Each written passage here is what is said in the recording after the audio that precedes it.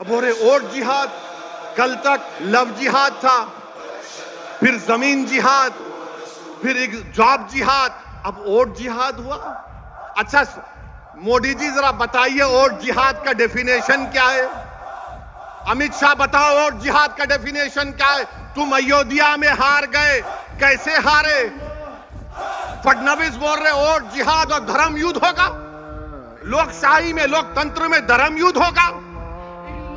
अरे फडणवीस तुम कब तक हिंदू मुस्लिम का रिप्रेजेंटेशन की अहमियत क्या है मैं भाई फिर से बता रहा हूं आपको। नरेंद्र मोदी ने वक्फ बिल का कानून पेश किया। नीतीश कुमार के पास सिर्फ 13 या 14 एमपी, कितने आसिफ बेकार 13 या 13 हैं। अगर एमआईएम पार्टी के 3 एमपी होते, अख्तरुल ईमान और इम्तियाज जलील मेरे साथ होते, मोदी 10 बार सोचते थे ये बिल को लाए ना लाए, मगर आप थाली मार रहे हैं। आप लोग थाली मारते हैं।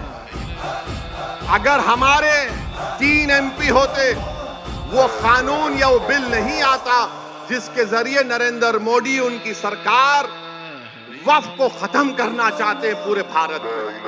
कोई जायदाद वक्फ की नहीं रहेगी, मेरी बात मैं जिम्मेदारी के साथ कह रहा हूं। कोई जायदाद नहीं रहेगी वक्फ की। कलेक्टर को इतना पावर दे दिया जाएगा कि कोई भी कलेक्टर के पास जाकर बोलेगा ये कलेक्टर साहब ये जो यतीम खाना है, ये जो खानखा है, ये जो दरगाह है, ये जो मस्जिद है, ये वक्फ नहीं है। अब मेरे बोलने के बाद बहुत से लोग बोलेंगे ओवैसी तुम क्या कह रहे हो, पागल हो क्या? कोई भी जाकर बोल देगा अरे ये कानून में लिखा है, इस बिल में लिखा है। क्या लिखा है कि कोई भी रोड चलता आदमी जिसका वक्फ से कोई ताल्लुक नहीं होगा, वो जाकर कलेक्टर को बोलेगा इंक्वायरी ऑर्डर करो। कलेक्टर जैसे इंक्वायरी ऑर्डर करेगा, उसमें कोई टाइम लिमिट नहीं है। जब कलेक्टर इंक्वायरी लिखेगा, इंक्वायरी कंप्लीट होने तक वो प्रॉपर्टी वक्फ की नहीं रहेगी। आप तो चले गई प्रॉपर्टी आपके हाथ से, दरगाह आपके हाथ से निकल गई, खानकाह आपके हाथ से निकल गई, मस्जिदें आपके हाथ से निकल जाएंगी, कब्रिस्तान आपके हाथ से निकल जाएगा। इस तरह का गंदा बिल इस भारत की पार्लियामेंट में मोदी ने पेश किया। और आपको मालूम वक्फ बाय यूजर, इसका मतलब यह है कि अगर कोई बरसों से किसी चीज को इस्तेमाल कर रहा है तो वक्फ बाय यूजर है। और यही प्रोविजन हिंदू धर्म में भी है। हिंदू धर्म की लॉ की मशहूर किताब बीके मुखर्जी, उसमें लिखते हैं बाय यूसेज ये मंदिर की बन जाती है।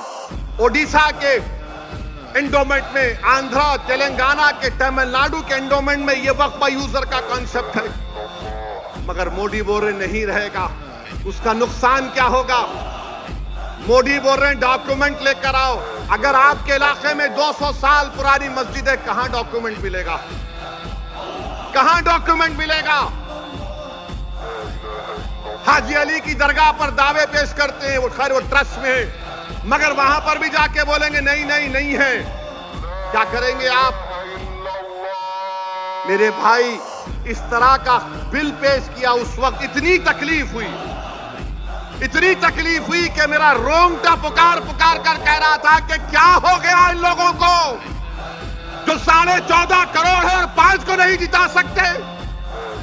अपनी मस्जिद को बचाने के लिए, दरगाहों को बचाने के लिए, खानखाहों को बचाने के लिए तुम कब तक लड़ोगे बताओ मेरे को?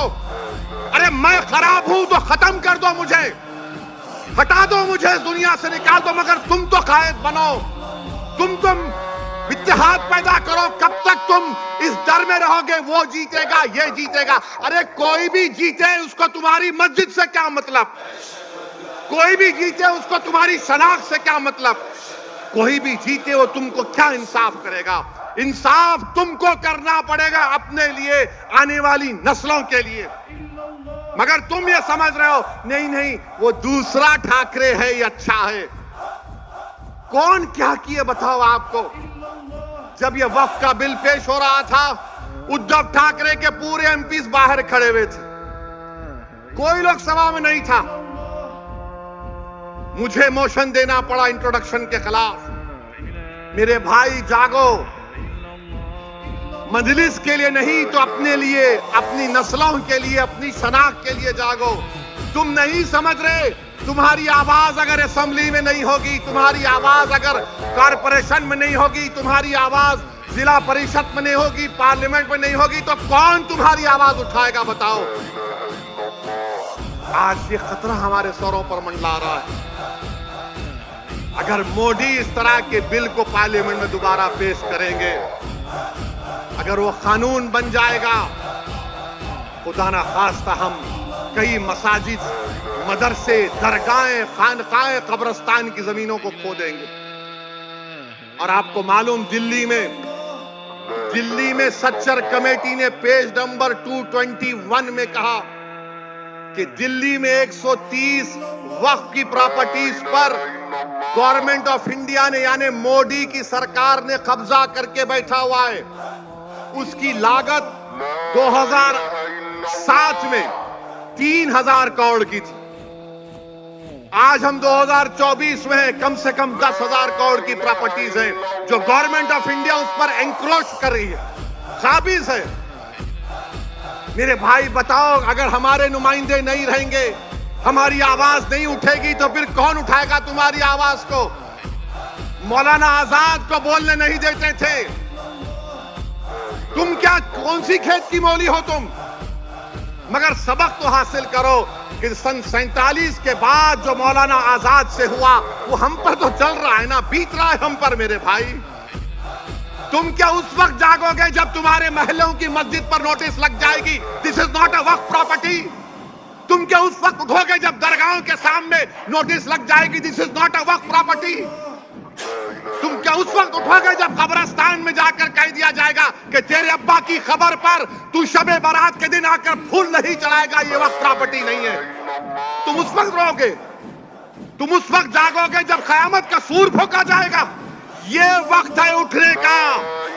20 तारीख के दिन अपने सबूत दो, अपनी जिंदगी का, अपनी क़यादत को बनाओ, अपने नुमाइंदों को कामयाब करो। यकीनन हराओ मोदी को, यकीनन हराओ शिंदे को, बल्कि अगर ताकत है तो खार कर फेंको इन लोगों को। मगर याद रखो, याद रखो, याद रखो, सियासत में शहादत का कॉन्सेप्ट नहीं है। अल्लाह की राह में शहादत है तो जन्नत है, सियासत में जिंदा रहना है। तुम जिंदा रहोगे तो नेक अमाल करोगे, तुम जिंदा रहोगे तो काम करोगे।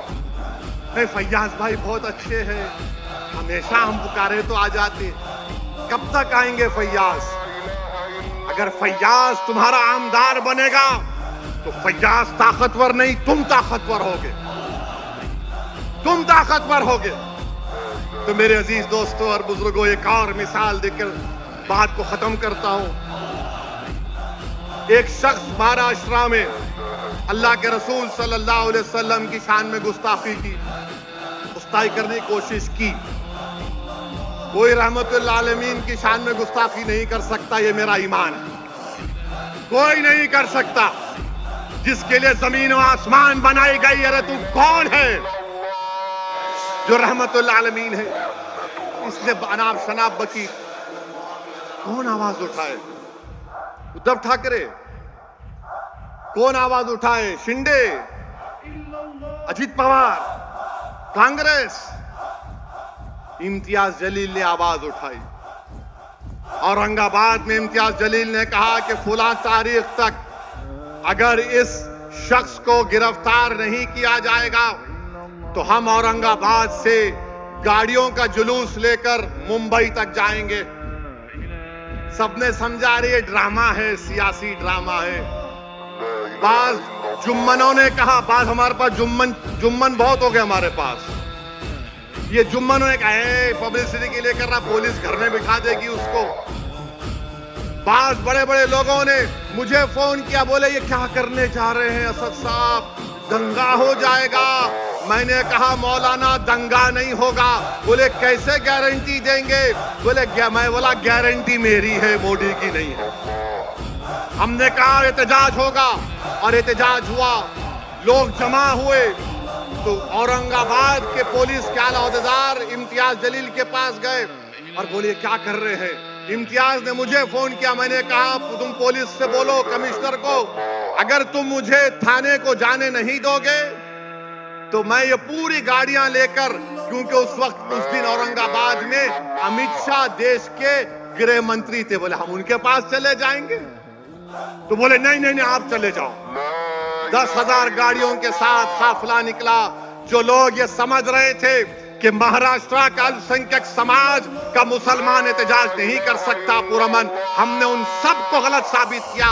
मैं लाखों सलाम करता हूं आप लोगों को जो आप लोगों ने हिस्सा लेकर उस एहतजाज को कामयाब कर अपने तारीख रकम कर दी अल्हम्दुलिल्लाह। आज आकर बोलते हैं ये वोट काट रहे हैं, फुला कर रहे हैं। अरे तुम्हारे मुंह में अल्लाह ने जबान दी थी, तुम भी एहतजाज कर सकते थे। नहीं हम जाके पुलिस में कंप्लेन करें। अरे पुलिस में कंप्लेन तो 12वीं पास बच्चा भी कर सकता है। तुम तो दावा कर रहे थे ना नेता होने का, कायद होने का, रहबर होने का। जब रहमतुल्लाह आलमीन का मामला आया तो तुम पीछे हट गए। मेरे अजीज दोस्तों और बुजुर्गों, समझिए नुमाइंदे की जरूरत है। आपके वोटों से आपका मुंतखब शुदा नुमाइंदा होगा, वो आपके लिए लड़ेगा, आपके लिए जद्दोजहद करेगा। इल्जामात तो मंजलिस पर लगते रहते हैं। अब ये आपके महाराष्ट्र के deputy chief minister Fadnavis Aurangabad को आके बोले, सुन ले असदुद्दीन ओवैसी, सुनो देवेंद्र फडणवीस, तुम अमित शाह और मोदी तीनों बैठकर भी मेरी जबान का मुकाबला नहीं कर सकते, याद रखो। अब हो रहे वोट जिहाद, कल तक लव जिहाद था, फिर जमीन जिहाद, फिर एक जॉब जिहाद, अब वोट जिहाद हुआ। अच्छा मोदी जी जरा बताइए वोट जिहाद का डेफिनेशन क्या है? अमित शाह बताओ वोट जिहाद का डेफिनेशन क्या है? तुम अयोध्या में हार गए, कैसे हारे? फडणवीस बोल रहे वोट जिहाद और धर्म युद्ध होगा। लोकशाही में, लोकतंत्र में धर्म युद्ध होगा। अरे फडणवीस तुम कब तक हिंदू मुस्लिम करोगे? तुमने क्या काम किया बताओ ना। तुमने कुछ काम नहीं किया। तुमने डाका डाला एमएलएस को लूटने के लिए, तुमने एमएलएस की चोरी की। तुम सत्ता में नहीं आए मगर तुमने सत्ता को छीन लिया और बोल रहे ओ सुनो वैसी। मैं कह रहा हूं सुनो फडणवीस, तुम जिहाद के माने नहीं जानते। बोलते मालेगांव सेंट्रल में हम धूलिया की सीट मालेगांव सेंट्रल की वजह से हारे। अरे फडणवीस तुम तो 1819 में भी हारे थे, 1918 में भी हारे थे। मालेगांव के किले में जब तीसरी जंग हुई मुसलमानों, मराठा और अंग्रेजों की, तो मराठाओं की फौज में मुसलमान थे जिन्होंने अंग्रेजों से मुकाबला किया। उन्होंने अपनी जानों को कुर्बान कर दिया। बल्कि उनके नाम आपके सामने कहना चाहूंगा ताकि नौजवानों को मालूम हो जाए कि उनके नाम क्या थे। उनके नाम में फडणवीस नहीं था, बाय द वे। उनके नाम में क्या था? सुलेमान शाह, इस्माइल अल्लाह रखा, शाबान भिकारी, बुद्धू फरीदास, अब्दुल गफ्फार, इनको फांसी पे लटकाया गया। अब्दुल्ला खलीफा और मोहम्मद अनवर को जेल में अंग्रेजों ने मार मार कर कत्ल कर दिया। फडणवीस सुनो, तुम ये समझते हो कि कोई तुम्हारे पैर के पास बैठ के बोलेगा आप सरकार है? अरे कोई सरकार नहीं है। बाबा साहेब अंबेडकर के संविधान ने फडणवीस को ओवैसी को बराबर कर दिया। कोई बड़ा छोटा नहीं है। बल्कि सुनो फडणवीस, मैं तुम्हारे से बड़ा हूं एतबार से, अल्हम्दुलिल्लाह। लव जिहाद। अच्छा फिर क्या बोल रहे प्रधानमंत्री, क्या बोल रहे हैं? नई बात करे, एक है तो सेफ है। मोदी जी कितना फेंकेंगे आप? पार्लियामेंट इलेक्शन में आपने कहा कि हिंदू बहनों के गलों से मंगलसूत्र निकालकर मुसलमानों को दे दिया जाएगा, हिंदू भाइयों की भैंसों को लूटकर मुसलमानों को दे दिया जाएगा, मुस्लिम औरतें ज्यादा बच्चे पैदा कर रही हैं। मोदी जी आपके वालिद साहब ने भी बहुत बच्चे पैदा किए थे, गलत किया था क्या? अमित शाह के कितने भाई बहन बताओ हमको? आप हमारी मां और बहनों पर इल्जाम लगा रहे। अब मोदी जी बोल रहे एक है तो सेफ है। अमित शाह इसको बढ़ाकर बोल रहे अब वक्फ की प्रॉपर्टीज डिक्लेयर कर दी जाएगी।